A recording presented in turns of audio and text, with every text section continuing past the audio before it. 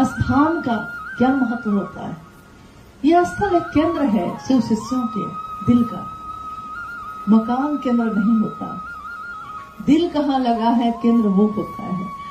तो उपवन में जब साहब श्री आए और रहे, शरीर का वो अंतिम समय जो गुजरा है, आओ चले शिव की और रचना जिस स्थल पे हुई है उस स्थल पे हम और आप बैठे हैं। और साहब ने बार बार ये कहा, हम सभी को ये तो जरूर विश्वास है कि जो उन्होंने कहा है हमेशा घटित हुआ है।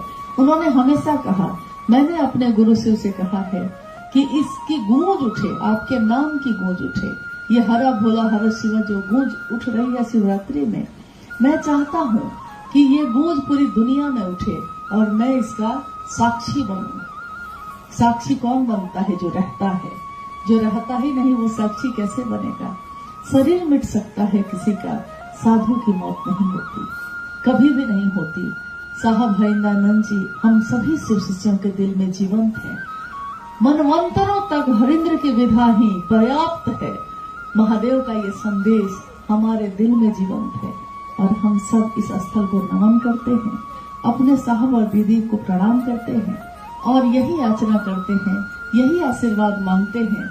आपने शिव के लिए शिव को चाहा है, हम सभी शिव के शिष्य भी शिव के लिए शिव को चाहें। ये हमारे अंदर हो जाए, घटित हो जाए, बस इसकी कामना है। बाकी तो जो मिलेगा दुनिया में यही रह जाएगा, साथ तो कुछ भी नहीं जाता है। महादेव के साथ आए थे, महादेव के साथ ही लौटे, फिर आए, फिर लौटे और महादेव की स्थापना लोगों के दिलों में करे। इतना आशीर्वाद साहब और दीदी का हम सबको मिल गया। आस थी, लेकिन एक दिन ये बात उनके मन में अचानक ही कौंधी कि गुरु कहते हैं कि गुरु ब्रह्मा होते हैं, गुरु विष्णु होते हैं, गुरु महेश्वर होते हैं। यहाँ तक कहा गया कि गुरु क्या है? तो साक्षात पर ब्रह्म है। तो वो गुरु जो पर ब्रह्म है, तो वो पर ब्रह्म ही गुरु क्यों नहीं है? देखिए, क्या ये श्लोक उसी दिन बनाए गए थे? ये श्लोक हमारे ग्रंथों में हजारों वर्षों से है और संस्कृत पढ़ने वाले लोग इस श्लोक को कितनी बार पढ़ते हैं।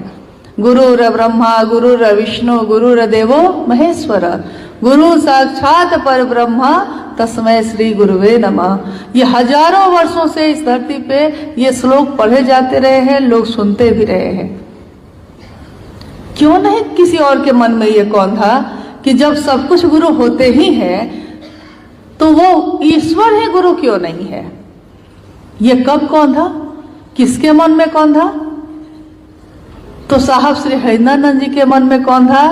आरा जो जिला है उसके गांगी शमशान में बैठे हुए अर्धरात्रि के समय, जो नवंबर का महीना था और लगभग 2 बजे, 12 से गुजर जाने के बाद जो 2 बजता है उस समय का समय था। और ये विचार ऐसा कौंधा उनके मन में कि इस विचार ने उनको फिर सोने ही नहीं दिया। साहब कहते हैं कि कितने दशक तक मैं सोया ही नहीं, मुझको याद भी नहीं है। मैंने कहीं पढ़ा है, सुना है कि सपने वो नहीं होते हैं जो सोते हुए देखे जाए। सोते हुए सपने तो सब देखते हैं, लेकिन किसी ने ऐसा सपना देखा जिस सपने ने उसको सोने ही नहीं दिया।